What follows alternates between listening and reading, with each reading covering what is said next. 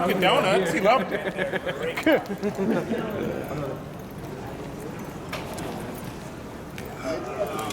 All right, so. Oh, you gonna sit over here?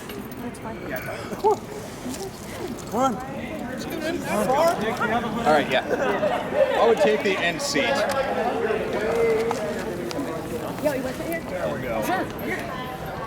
I'm sitting here with a fucking prop. Yeah. You want to sit here? No. Right there. Here's fine. I think people are just so happy to have finally a restriction-free event that it's just like, Oh, sorry. my costume's really partly on. I see. What are you missing? Well, I just put my wings on and the safety pins. Do the wings get me? No. I can wrap them around my hand. Is the paint irritating? Like what? Is it the paint like? It's eyeshadow. And then I put yeah, it's an eyeshadow with stencil. And then I just put like a makeup filler on it. So it doesn't take you any. Oh crap. Go No, ahead. it's not like latex. Like the latex does. No, this is just like this is like eyeshadow with stencil. Cecil is best girl. So I just put it just like not that I have. Aren't you supposed to be 200 pounds heavier?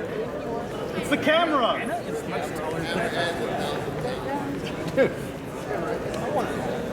Yeah, we finally had a restriction-free event. I mean, seriously, I came to Anime Matsuri because of the fact that all kinds started to cut themselves with a mask mandate, and the campus they all dance. Yeah.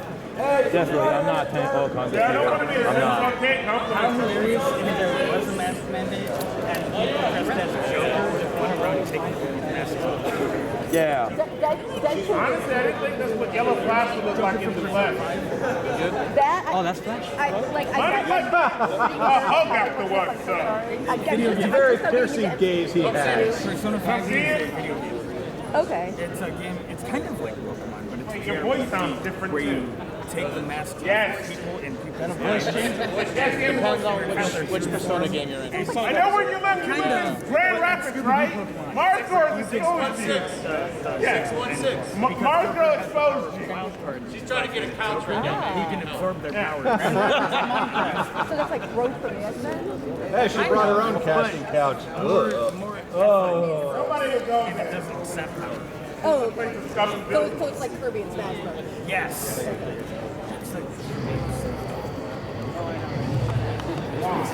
Gentlemen, start your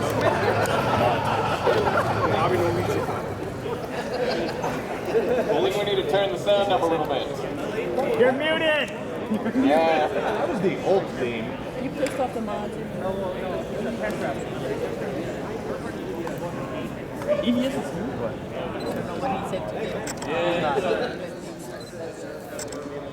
they're the same vibe. God damn it.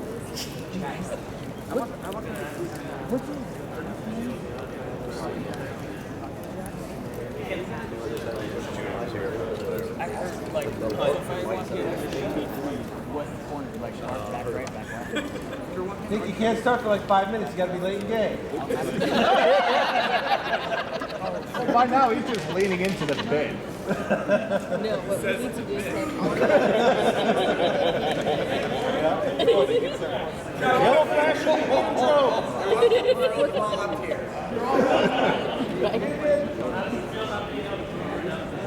I'll manage. In true boomer fashion, we have 2 functional microphones for 4 minutes. Amazing. Where can I see the chat? Yeah.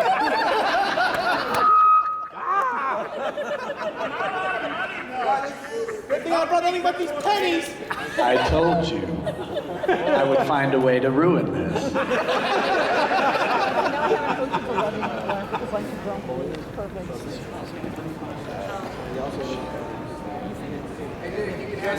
You may want to watch that water bottle.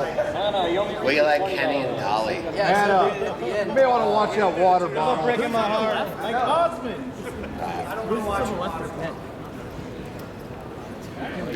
Hello. Hello. Hello. Hello. Hello. Oh, this one works. Check, check. Hello. Hello. How come you have the cordless one? All right, is everybody? I want to dance. It's his panel. Get in here. Hey, don't walk by.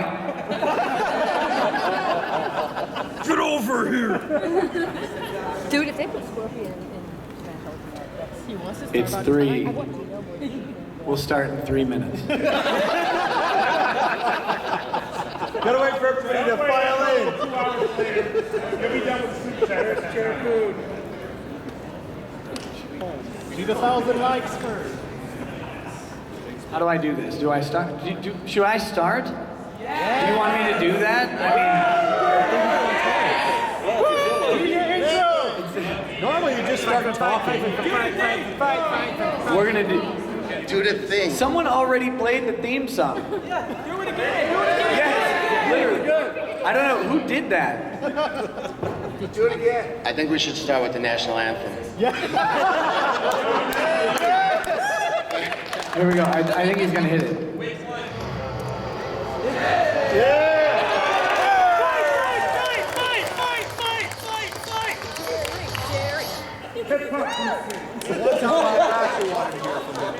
My lawyer will be in touch with you over that DMCA. It's coming your way. All right, YellowFlash. Now it's time for your hour-long intro video. Yeah. I love refrigerators. Okay. What's up, guys? Welcome to Panelsplaining, the anime convention. I hope you are all having a good time here at Matsuri, in the wonderful city of my birth, Houston, Texas. Okay, it's not that great. Let's have muted responses to everything. I'm so happy that you guys came in here. You never know when you're going to do one of these panels if it's going to be like 3 people right up front, and that's it. Just like, hey. And the 3 people came with me, so thank you all for coming. These things are always weird. The panel topic today is Awokening, because I'm an idiot who came up with a stupid name, and it's how woke culture and the conversation around it is destroying popular media, or your ability to consume it. I've got 3 panelists with me. You probably know who they are, and if you don't, maybe you should. To my right is YellowFlash.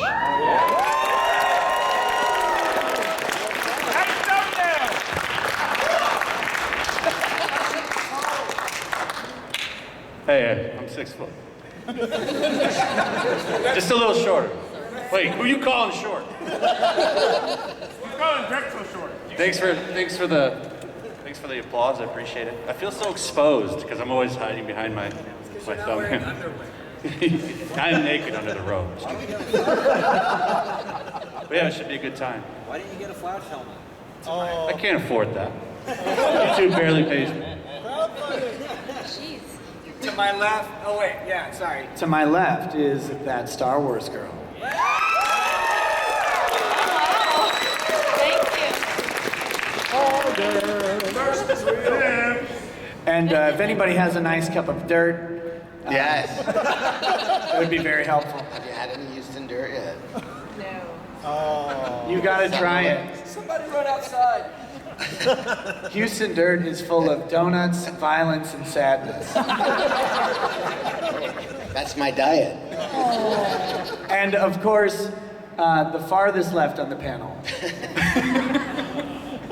is Cecil. Cecil says. Hello. And I owe a big thank you to these guys because they all agreed to come and do the panel, and then they actually showed up, and then they actually showed up for the panel. So, because otherwise, it would have been just me talking to myself. By the way, 2 seconds ago, I said, "Did you know the panel was today?" She said, "No, I didn't either." Like we're here accidentally. There are no accidents. I had a couple glowies send you guys. Make sure you were here. It's fine. All right. So I guess I'll kick off the topic with this discussion piece. and then I'm going to sit back and let them talk. You've probably, if you watch any of our shows, we talk about this subject quite a lot. The fact that there is an injection of some sort of agenda. And it doesn't, there's not a particular agenda that is universal, that is being put into whatever your escapism is, whether it's movies, TVs, comic books, tabletop RPGs, whatever it is. You're always on the lookout now, right? Like, you're like, oh, okay. What the hell did they do here? Yeah. What is this? What are they putting into my thing? And it's all over the place. We talk about it a lot, and in my opinion, that is ruining the consuming experience of popular media. But that being said, that's not the only aspect that is diminishing the ability to enjoy a good story, in my opinion. I think that we, and I'm going to blame all four of us as part of this, but also all of you, because you get to share in my misery too.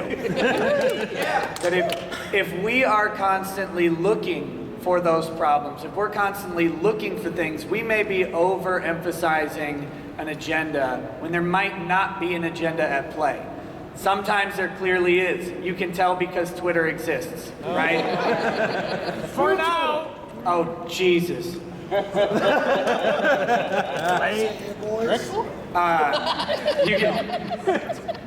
Other times people are making mountains out of molehills, and there might be a casting decision or whatever that's made for business reasons and not for woke reasons. So I will say that the discussion itself, I think, is diminishing our ability to watch popular media. And you know how I know this is because I talk to all of you guys about stuff that I watch, and then you yell at me. All the time. This is not the question. There is no matter of desserts going on. This is, the only dessert should be donuts, okay? I think better. But anyway, so I wanted to open up the discussion to the panel and talk about just this subject. We talk about it all the time, but kind of with the idea that I think we share a little bit of the blame on that. When we're looking for these characters to be 100% what we think they should be, and then they deviate from that, we suddenly think something's trash. And it isn't always trash. But with that, I don't know if anybody wants to follow. Well, there's a saying when I think Mike does Mr. Plinkett on Red Letter, he said, you may not have noticed it, but your brain did. And that's what propaganda is. You just, when something's put in there that doesn't belong, you notice it. It sticks out. Your brain picks up. You know the difference between entertainment and woke messaging, and you will pick up on that 100% of the time. And like you may not notice it first time, but you did. Your brain did. Your brain noticed it, and that's the way they sneak it in there. And then you become an expert at it. You start to hear it. You're like boom, boom, boom. You could see it, and I know what you're saying. Now, are we looking for it when it's not there? It's there. Let's not mistake. It is there. It's not only there, it's also there and there and there and there. But my question, what was that?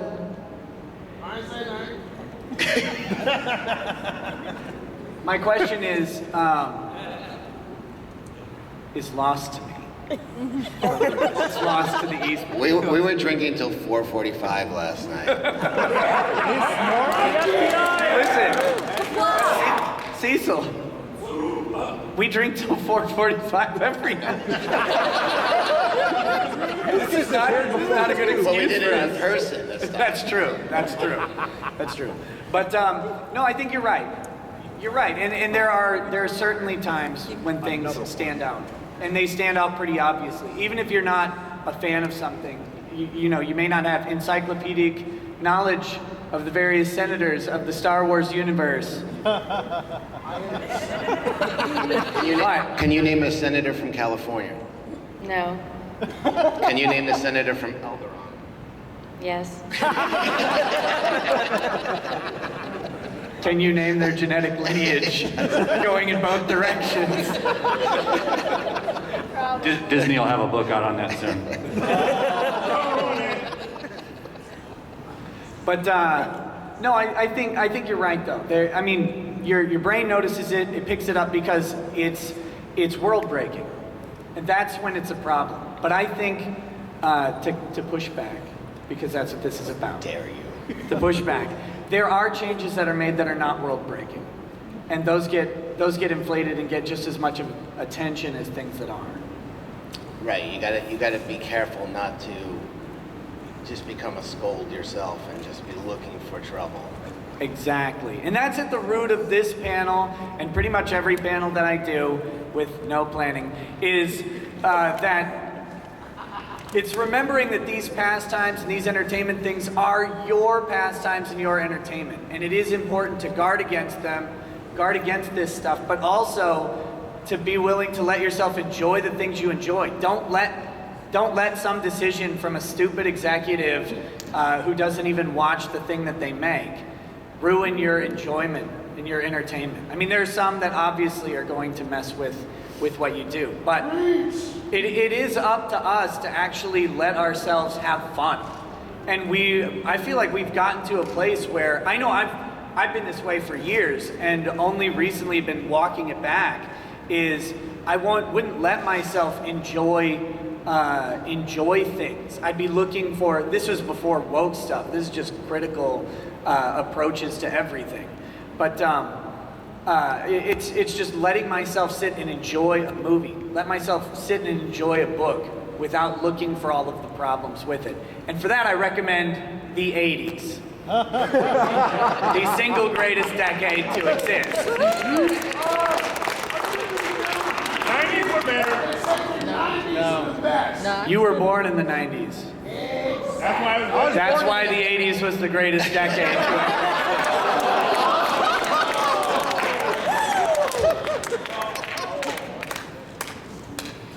Did I hear a question? Was someone about to ask a question? What? Yeah. And this is about some woke shit too, right? Okay, hit me.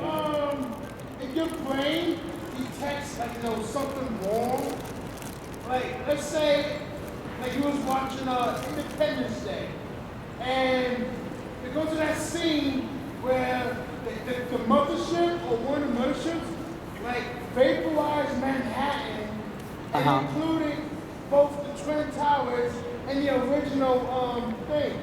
Yeah. And I'm getting the point. It's what if they made something like that, but took out the only thing that was in that scene, which is the Twin Towers. That's a thing. Which is the Twin Towers, where they say, oh, it's deemed offensive. You have to remove it because it represents something bigger. But this didn't happen, right? I'm saying, if it would happen. So hypothetically, if they removed the Twin Towers, the aliens did a good job removing the Twin Towers in Independence Day. In Independence Day! Oh, don't you do that to me! Don't you dare! This is a nice panel, sir. If you want that joke, you come to my live stream.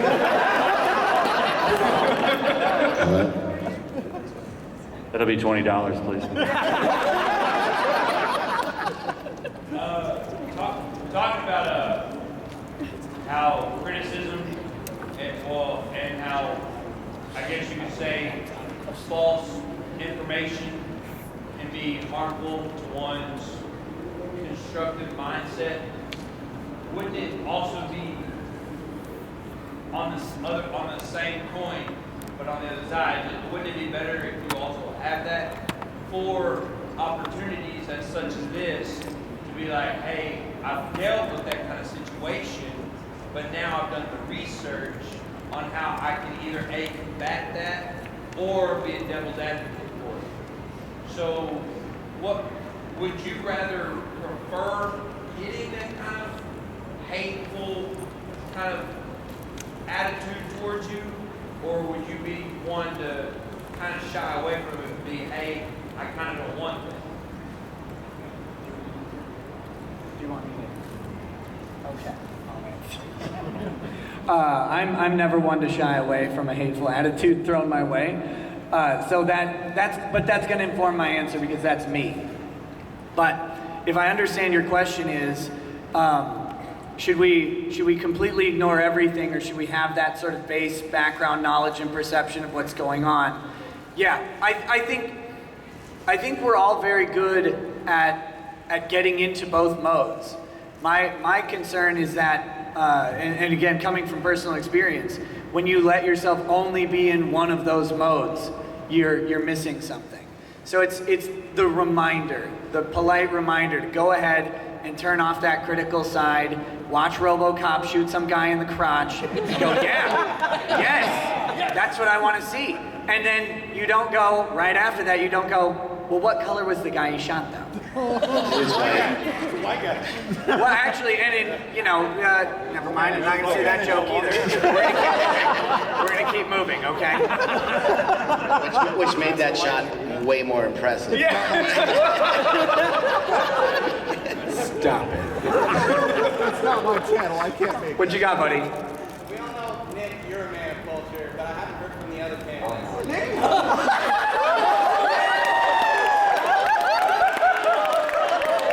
Come on now, we reviewed every episode of Redo of Healing. Balls or no balls? You didn't go far enough. Balls. Anna, balls or no balls? Balls. Balls. I think the issue is settled. What you got? How do y'all respond to it when you're voicing a valid criticism of something? Like, I'm going to use the Star Wars sequels as an example. Like, if you say the storytelling sucked, they had no idea what they were doing, and then somebody comes at you, oh, you just don't like that there's a black person and an Asian chick. Tell them to fuck off. Well, I do. That's their initial reaction to any criticism is, you're a bigot, you're a racist or Nazi. It's like, yeah, that's it. Against diversity. You're, Hey, for the homeboys in the back, you can't really hear the questions. Can you repeat the questions as you answer them? Yes, thank you. We will. This young lady asked, how do you respond when you give a valid criticism and they immediately call you a bigot or a racist? What's the response to that? I think we have someone on the panel who has some experience making valid criticisms about Star Wars movies, and then people suggesting that they are an incel, bigot, racist. Oh, yeah, all of the fun stuff. Well, the way I handle it now is very different than when it first started happening. And so I used to really take it to heart. I'm like, oh my God, like, why, how did you get that from that? That doesn't make sense. And then now I just have noticed it's a pattern. And I hate to use the term bots, but it's almost like you saying this, like, this is horrible, da da da da, and then it's like, well, the video hasn't even been out for 17 seconds, but you're like, oh, at this timestamp and this timestamp. So it's weird, but sometimes you just have to detach yourself from it, and you know that there's just people out there that have no lives that are just going to go and do that, and there's nothing you can really do about it. So I just told them to go fuck themselves.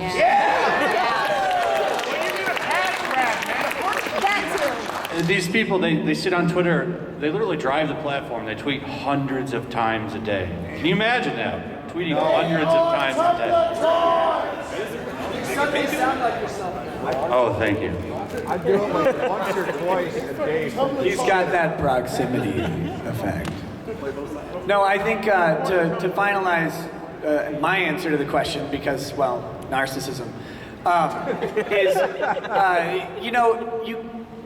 the one thing people want on that side, people who are pushing an agenda, whatever agenda it is they want to find whatever they can do to support their push of the agenda, right? So if we're talking about Star Wars, and Disney has a decent track record of trying to ruin everything that they touch lately. Just ask the Uyghurs in China. Is Disney, yeah, I'll get there in 1 second. Is Disney here? I hope. Anyway, so Disney's been doing this. Star Wars is a great example. Those are unpaid interns. Tim Cook's there too. There are Imagineers. pages. But what I want to say is, you have to remember when engaging these people, when you're engaging these people, that they have an overall mission. And I can give you a quick law school anecdote. I was in my final semester of law school, and I was taking medical malpractice because why not? Literally because why not? I wasn't going to do medical malpractice. That's horrible. A horrible area of law that requires a whole bunch of specialization that I didn't want to do. But the class sounded fun. And for the first time in law school, the professor went around and he asked everybody in the class why they were there. And everybody had an agenda straight out of like a certain playbook, right? Like straight out of Saul Alinsky. It was weird. It was like, I'm here to fight global illiteracy. It's like, you're in a medical malpractice course in a law school classroom in Minnesota. You're not fighting global illiteracy. And they got to me and I was like, I don't know, because I'm going to be a lawyer, was my only answer. But everybody else in that room had an agenda, and that was their thing. And they were able to mold every single class that they were in. And as you talk to people throughout school, like you would get to know this about certain members of the class, that they would mold everything they did into that one thing. It became their thing. And that's what Flash is talking about with these people on Twitter who are tweeting hundreds of times a day, always about the same thing. Everything that they're doing is lensed through that. So you just have to keep that in mind and then also call them stupid. So I'll tell them, like, give us Dr. Afro and give us Quinlan Voss, and people aren't gonna, nobody's gonna be mad about that. It's just your writing sucks. It's not that people are racist and don't like women. Right. Yeah. That's the whole thing. There are plenty of valid criticisms that have nothing to do with woke stuff, and just because these people believe that their agenda is 100% of the time, they will assign you an agenda that will be 100% of your time, whether it is or not. And you're just like, no, but I mean, literally, just listen to the dialogue. You had your hand up a whole while ago, so what's up, man? Hi, Nick. I'm a huge fan of yours. I love your screens with Jim, especially that Warhammer screen. Yeah. And I wanted to ask you this question, speaking about this. How do you feel about people censoring material like books, TV, stuff like that because it's not politically correct? Okay, so the question was, how do I feel about people censoring material, like books and TV, because it's not politically correct? Are you talking about like existing works? So like when they decided they needed to take the guns out of ET. Take the guns out of ET, or what? When did they do that? That happened, yeah. Yeah, and Star Wars, right? Like Han couldn't shoot first. Han definitely shot first. Yeah. Just so we get that out there. But yeah. Han murdered that fucker. And he'd do it again. And he'd do it again. And he'd do it again. No, I mean, my opinion on censorship is simple. Don't do it. I mean, there's no idea that we can't confront. Like everybody in here has confronted something more horrifying than they're going to read in some book in your own life. You've dealt with a significant loss. You've gone through a time of embarrassment. You've gone through a time of anxiety. And that is going to be much more traumatic and impactful to you than reading the N-word in Tom Sawyer, right? Like that's not going to do any damage to you. Huck Finn, actually. Yeah, Huck Finn. Listen, I'm going to call you the C word. Cecil? But no. So my opinion is simple on censorship. It doesn't belong here because we all confront things in everybody's life that is going to be more traumatic to them than any word or idea that comes out of a book. Well, they're going back in time and they are changing, like Little House on the Prairie. Yeah, I mean, because she was a settler, literally described the Indians as savages or something. They're like, It was actually canceled. If I remember right, in the book, it's a conversation between her dad and another settler, and it was said by the other guy too. It was not like a promoted thing. But it's canceled. Yeah. It's like, well, thank God. I'm so glad that they got rid of her awards because I hated having to read those books in school. But she's from Minnesota. Exactly. My man with the camera here. Yes, so I'm Jay Kidd for the Ministry of Otaku, and I want to ask you a question. I mean, okay, now, what do you think about comic book pros that are angry that manga is taking over their market share, and now they're trying to ruin it? Tough shit. I'm going to defer this question. The question is, what do we think about comic book professionals who are annoyed that manga is taking over the market share? I love it because they are listening to their audience, and Marvel and DC are listening to the same 50 fucking weirdos on Twitter and Jamal Eichel. But that tweet, they think if 50 people tweet 1,000 times a day, that's 50,000 people. It's not. It's the same 50 people, and they're bending. Just even this up, they're trying to cancel J. Scott Campbell for a cover that he put out in 2009, and they said it was too sexy. Of Peter Parker's wife, who's literally a supermodel in the book. She was too sexy, and they're still trying. And so they're erasing the beauty, and manga, anime is embracing it. And they are getting, guess what, young men that are buying this stuff, they like big titties. They like,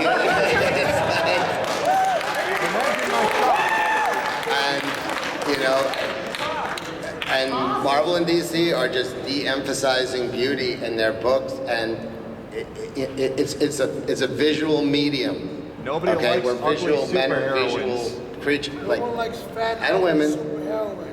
But yeah, they're doing a very slow speed suicide. What they're doing, because they're just answering to the same idiots.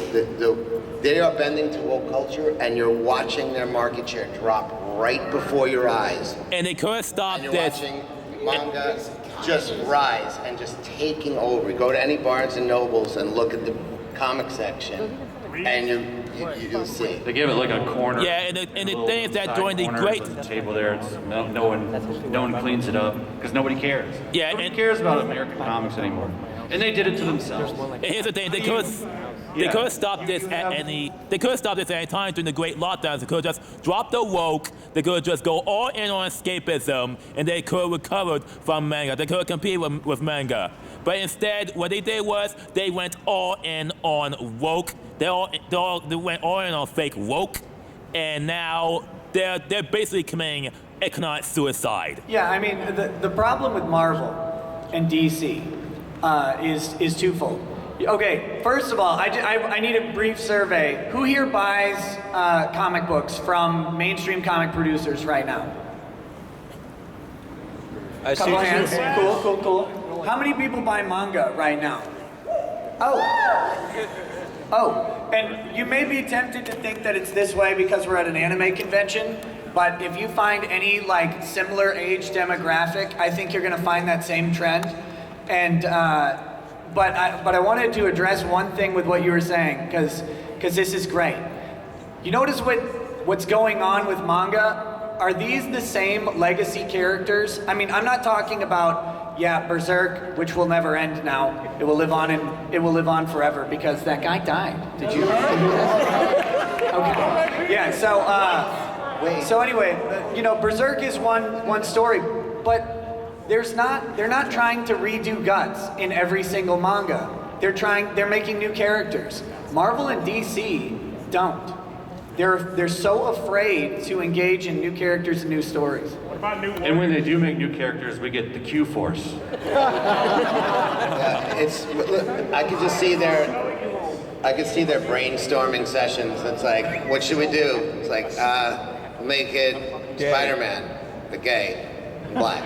Okay, that's it. Like, that's literally their they don't come up with, like you were saying, Dr. Afro, that's fine. They're coming up with, if you're making a new character, that's fine, but all they have is to take an existing character and then put whatever traits they're trying, onto it. It's just come up with something new. We will embrace. They'll take existing characters. Everyone knows Wolverine. If you've seen Logan, you know the little clone girl, X-23. That's a character people loved, and they take her, and now she's Wolverine.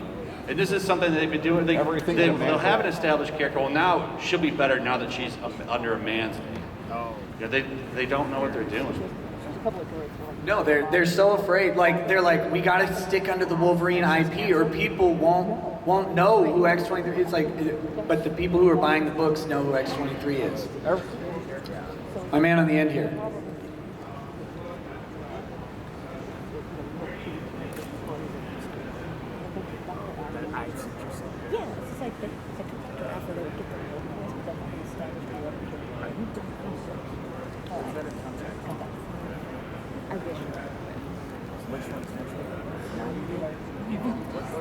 All right, he asked where does he think that's going to end up for the American publishing for comics? You're seeing it now. Barnes & Noble. I mean, you can't buy Volume 1 of Demon Slayer right now. You might be able to get it in October. That's what the company is saying right now online. And as far as mainstream comics, I think they're going to go back and eventually reprint old stuff. They don't need the new stuff. And comic shops, unfortunately, will have to adapt. A lot of them sell manga now. But there's just no way that they can make it. They make more money off of Batman Underoos than they do for their entire publishing. I think at some point someone's going to pull the plug and just. Comics won't go away though. Crowdfunding, stuff like that, indie books will still be there. Uncle Ethan. Adventures of Little To my opinion of what's coming for the publishing industry of comics is an internal bankruptcy at Warner Brothers and Disney. It's Warner Brothers owns DC, right? Yeah. Yes. So an internal bankruptcy at Warner Brothers and Disney where they maintain the MCU and the DCU intellectual property rights for creating movie content, and then they just sever out the publishing arm, and then somebody comes in and buys them at a fire sale, and pray to God the next generation of comic book owners are smarter than this one. I think that's where it's going to end up. They're an IP mill for now, but those companies are going to notice that they're not producing new IP. They can just preserve existing licenses and sever off the publishing drain. As soon as the movies are done, and they will, every genre of movies burns out. It's happened in sci-fi, western. It's going to happen to comics, and when it does, they don't need these around anymore, and you're going to see them go away. And it's unfortunate. They did it themselves. How many people in here have watched an anime and then went and read the manga?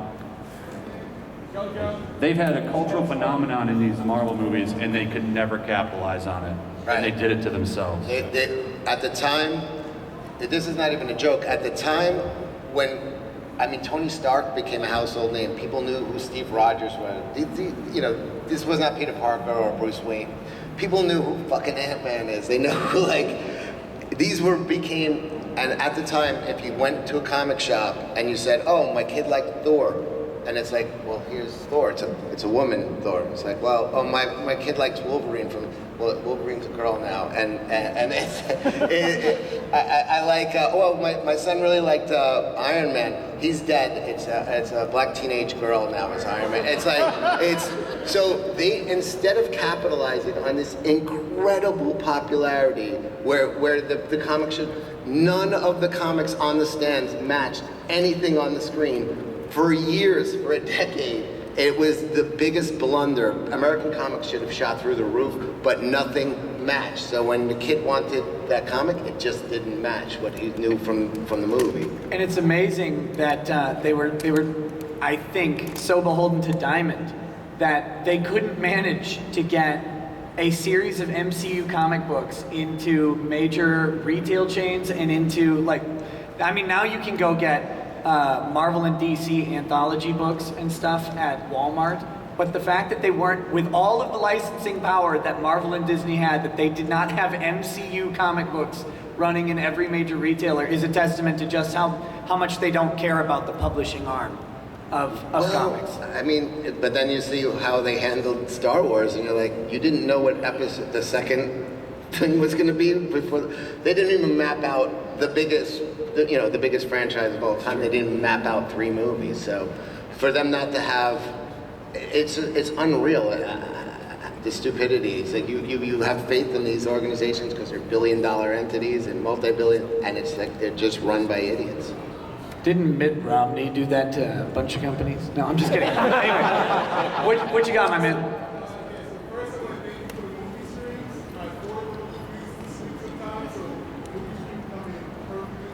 Yes.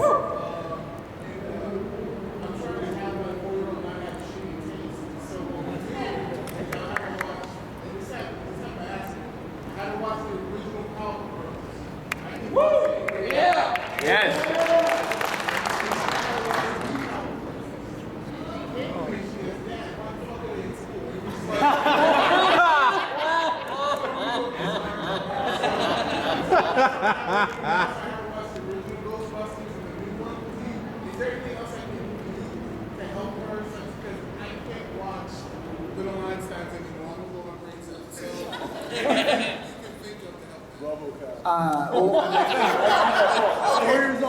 Look, hey, if your kid's already saying why the F are they in school, I think RoboCop's probably safe. Now, so for the back, the question was, he's got a 4-year-old and trying to help them discern between good and less good media by making comparative analysis between the original iterations of stuff and then subsequent. Ghostbusters being a great example, Powerpuff Girls being a great example. One thing I'll say just with my whole bowl of kids is that what I found is that they consume media in a completely different way. And the funny thing to me is my kids barely care about anything being put out by major publishers. Like all of their entertainment is seriously, it's guys like Dream on YouTube. It's that family, what's that weird family's name? FGTV. Like they are embracing where I think, and this is one of the big reasons I think that entertainment is all going this way, independent creators who, you know, they started, I mean, obviously FGTV is a big production now. They've got stuff in Target that you can buy, but they all just started in the same place. It's a couple people with a camera and some stories to tell, and kids pick up on that.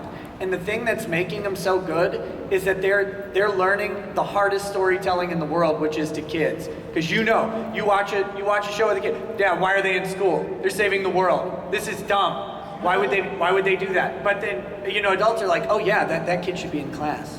Right? So, no, what I'd say is keep doing what you're doing, but don't try to force like an old or a new story on your kid. They're gonna start finding media that you don't even understand. Teach them in that media how to tell stories, how to consume stories, because that's the important part of it. You in the back. I'm trying to get some in the back. Yeah, you. You're as far back as I can get. So yell. My question is, do you think Japanese media will be able to resist wokeness when Western media collapses? They're getting hit. They're getting lots of pressure. And, Can you repeat the question? Yeah, the question, will Japanese media be able to resist the woke agenda, basically? And they are getting lots of pressure now because SJWs have pretty much destroyed American comics, so now they have their sights on the next thing. They're like locusts, so the next thing is manga, and they have their sights set on it. The concern is the fact that now it's become a mainstream thing and it's global. The money that they make now is more than they make in Japan. And I mean, Japanese are very business minded, and as that money comes, you have Funimation now directly funding stuff, wanting to sit on panels. Will they be able to resist that? It's a tough question. I think for a while they will, but as more money comes in, Funimation which pretty much has a monopoly on it at this point. Well, hey, maybe you should just, make those breasts a little bit smaller. Maybe make that skirt a little bit longer. No, I agree. But that's what they're, as that money comes in, money talks, and I'm hoping, we need to stand up. Like the fact that you're here, you guys are talking about this, it's good. Put our voices out there, and hopefully they won't listen. Well, I think what the Japanese industry seems to be like, if it don't make dollars, it don't make sense. So they're making money right now. Don't fuck with it. Yeah, and I think that's the key, right? Like the key to all of that is you. It's you. You guys are buying manga. You guys are watching anime. And when you don't buy manga, when you don't buy anime that you don't like, it gets noticed. I mean, it really does. I mean, these companies have bottom lines, and I'm not one to ever advocate boycotts, but I will also never tell someone to sacrifice their money to someone who hates them. Like, don't do that. There's no reason to do it, and that's what's gonna keep things the way they are. It's much harder to go back. Like, you're not gonna pull Marvel off the cliff. They're dead on the rocks below. But there is a chance with that. And the other thing, and I'm gonna hit this for the rest of my life, support independent creators that you like. Don't, our parents and probably a lot of us grew up in this world where you bought a cable package, right? A satellite package. Who had those growing up? Who doesn't have them anymore? Yeah. And you notice how, like, well, if I take my $150 a month for 2,000 channels that I watch one of once a week, or I could spend $5 a month on something, or once a year buy a comic book from one creator who I really like, or support a small film project. That is so much better use of your money, and it's a better use of your attention, and it doesn't matter what those big companies are gonna do, because one guy can make a manga. One guy can make it. 3-4 people can make a movie if you get down to it. There's a great one out on, it's an independent film called Headhunter. They made it with a $400,000 budget. It's got like 100 rating on Rotten Tomatoes, and it deserves it. It's a cool story about a guy who kills monsters trying to get revenge for his dead kid. It's great stuff. And this is made by a tiny team of people, and it was all special effects. That was and practical effects, which is what cost the money. But it's up to you guys to keep supporting it. I'm gonna go way in the back. Yeah, no, not that far. You in the scarf. Yeah. You gotta yell. You had your hand up, what do you got? I could bring the mic back. Oh, that's not a scarf, that's a jersey. It looks like a scarf when you're sitting down, I'm sorry. I wasn't gonna question your fashion choices. Now that I found out it's not a scarf, I don't want to hear the question. All right, man. What you got? So my question is, do you still think the comic industry can be saved? I still think it can be, considering what I think one of those, I think the best ones right now, and is the comic series, because Netflix is nice to Do you think the comic industry can be saved? The question is, do you think the comic industry can be saved if they fire every fucking person on staff right now? Hire Ethan Van Sciver and Richard Meyer to fucking take it over, it could be saved. All of their editorial needs to go. All those people that sit on Twitter and tell you, all of you, that you're pieces of shit, they need to go. All of them. And then maybe, but they're not gonna do it. I'm never gonna do that. I'd hire Flash to run it too. All right, to my man right here. I think I'm loud enough where everyone can hear me. Why aren't you sitting in the back? You guys. But I could hear you if you were in the back. Well, you can hear me now. That's true. That's true. What you got, buddy? So, this is a two-part question. One, I think anime and manga would have taken over, say, the West anyway, because they have a variety of content. Do you think that we need to deny any argument these wokies of the cult of the world, whatever you want to call these weirdos? Do you think we should? Weirdos. Yep. Do you think we should deny any argument they have? Like, try to, Don't give them the benefit of the doubt. Just shut them down. Okay, so the question is, I think everybody heard that, but the question is, do we deny the arguments of other people, or do we just ignore them when the woke weirdos? And that's a tough question, because I have a personal problem where I want to give every argument some credibility and engage it at its level as if it's honest. The thing we have to keep reminding ourselves over and over is that, and this is what I was talking about with the agenda stuff before, there is no more honest debate. It's not happening on Twitter, it's not happening on Facebook or Getter or whatever.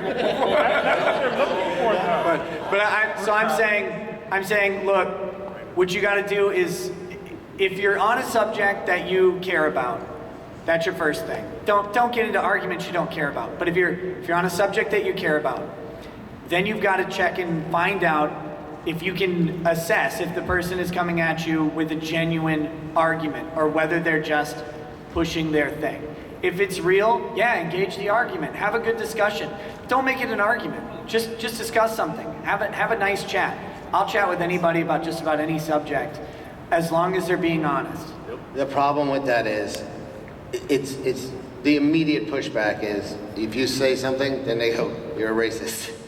Like that, and then it's over, and then it's, oh, go fuck yourself. Right. I mean, Mark Wade called just some guy who's a bisexual black guy from Chicago, he called him a white supremacist. Well, wait, my counterpoint, isn't he though?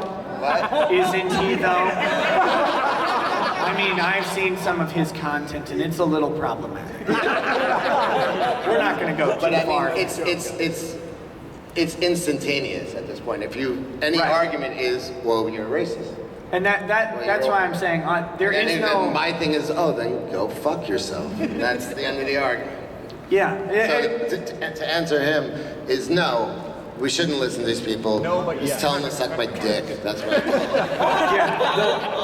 The moment you find out someone is not an honest broker, you should disengage. There's no purpose. You're not going to win. You're not going to convince anybody, and there's no sense in wasting your precious time doing it because they're not honest to begin with. Let's see.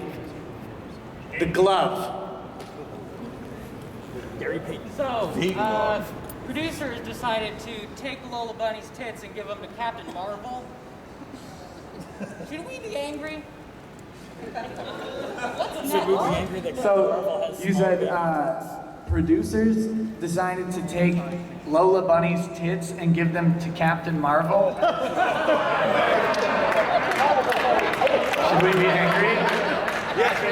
Which artist? Because it's very inconsistent. Sometimes she's flat, sometimes they give her a little bump. Sometimes they just draw her straight as a man. Like it looks like a metalhead teenager, like 15-year-old with like long scraggly hair. It looks like Beavis or Butthead. Like.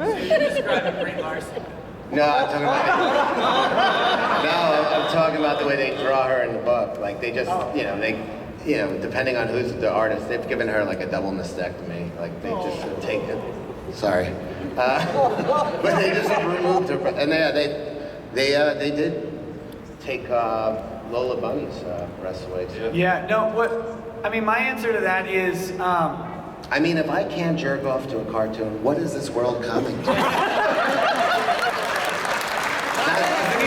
anybody have a wall? Does anybody have a wall I can put Cecil on? No, to answer your question, look, I'm a big fan of femininity.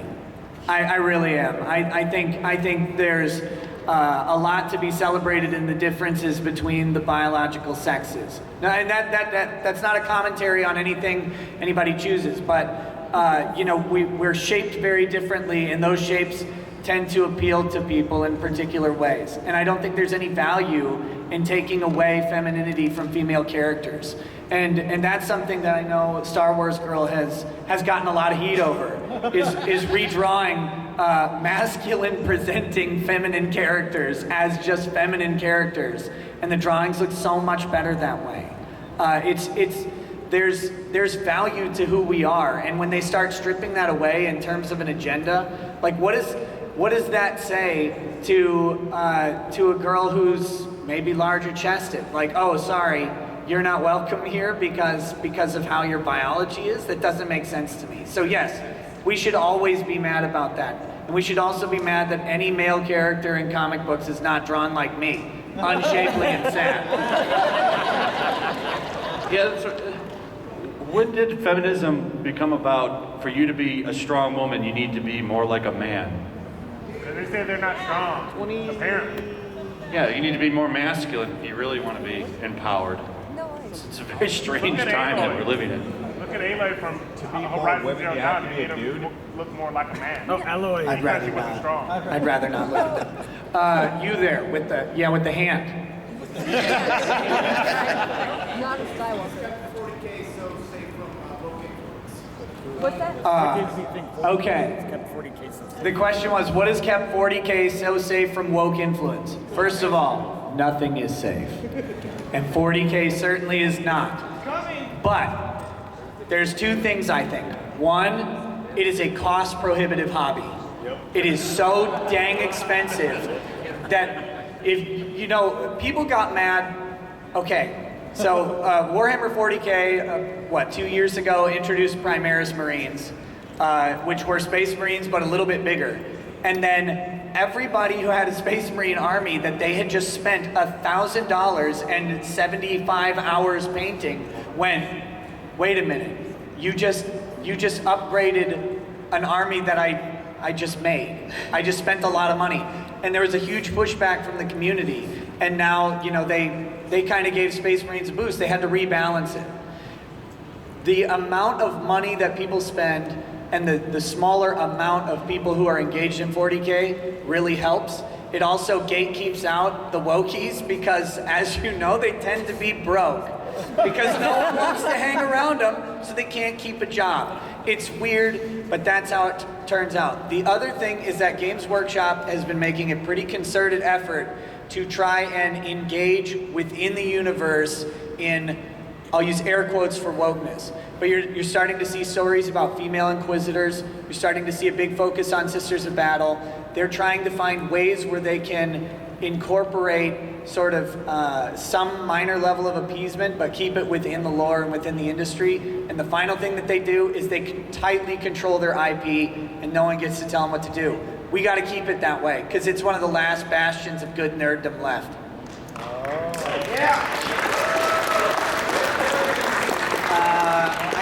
I guess Bane. I don't want to hear about the corpos though. What do you got? No. Nothing like that. So, come on, you gotta do the voice. Oh. All right, fine then. So, You feel in control. yes, I do. So, for each of you, what is your most egregious woke moment? Where was your breaking point where you said, enough of this shit? Good question. When they crucified Jesus.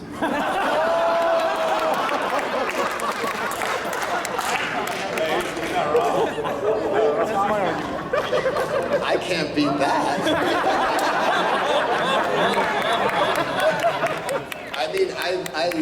I'm a huge comic book guy, and it's funny, you get into these arguments with people, and they just want to destroy.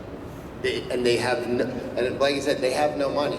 So they're bending this product to somebody who, when you're like, here, this is what you asked for, it's like, I'm not gonna buy it. And now I'm going to manga and try to wreck that.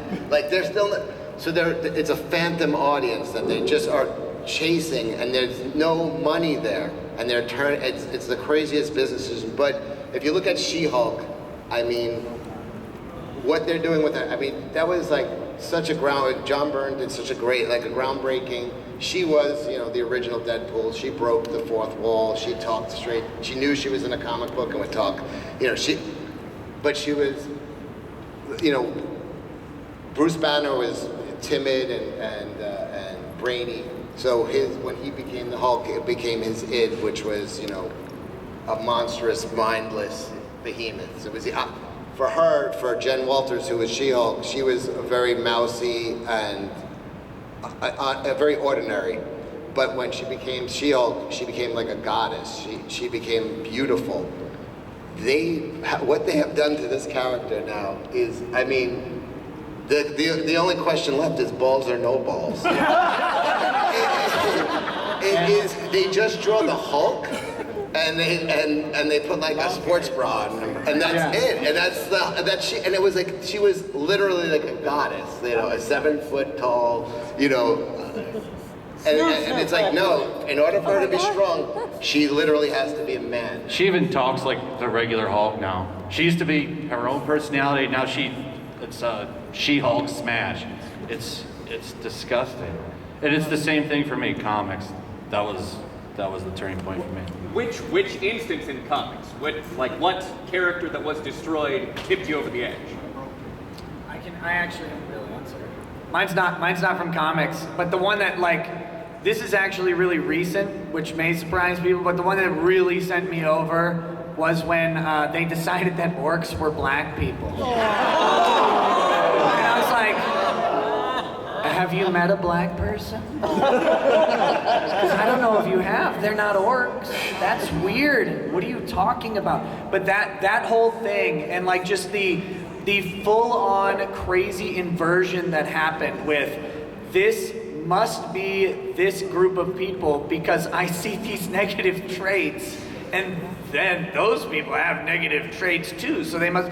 That to me was like, okay, now we're in Looneyville, and I'm fully done. I am fully done. I'm no longer willing to entertain the silliness of this stuff. So that's mine. Their Star Wars girl hasn't gone yet. Yeah, the only thing I've ever responded was like, if you think black people are orcs, is it possible that you're a racist? How is that not the more? It's Looneyville at this point. Like I said, my response is suck my dick. Like these people, just fuck off. Like, and I think they need to hear that a lot more. That they should suck my dick. From everybody, just that should be the response, to entertain them and to humor them, even with an extended argument after the first thing out of their mouth is you're a racist. They're calling you a racist after they explain black people are orcs. It's just to tell them to fuck off, and I think they need to hear fuck off a lot more. And I think if people just get in the habit of telling these people, shut the fuck up, fuck you. Yeah. It would go a long way. I'm doing my part. We probably got time for one final question. Star Wars Girl never answered. Oh yeah, what's your moment?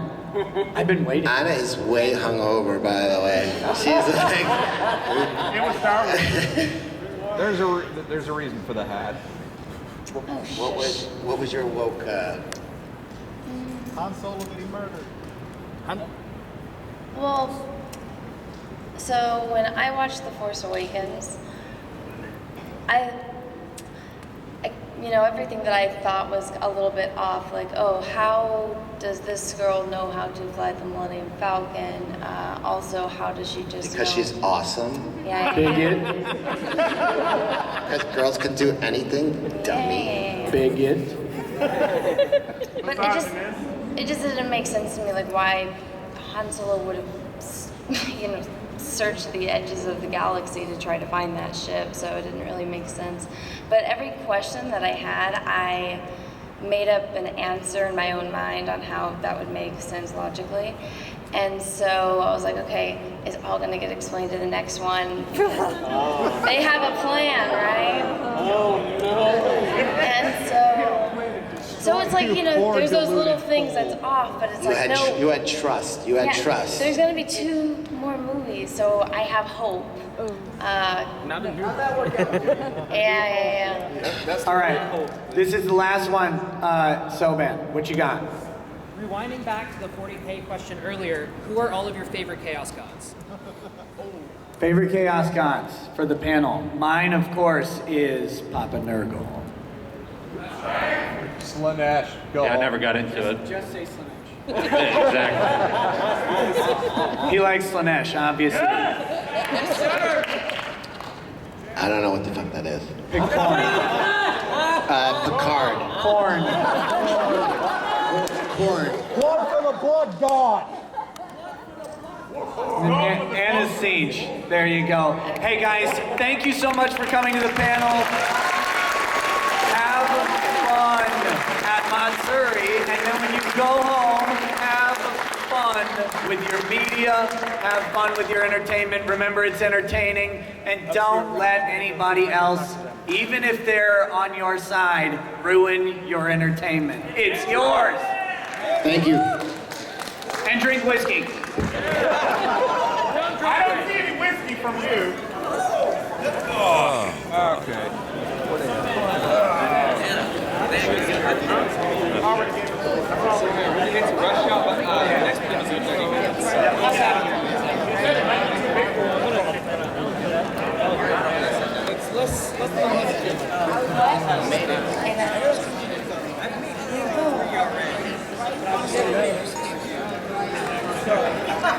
Where do you want to Move shit over. Move shit over. I did. I didn't think it would be I really miss you. You know, I didn't think I was first. Do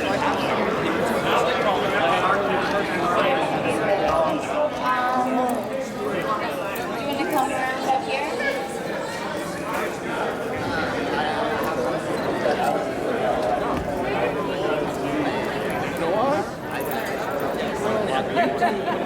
Which way did you get?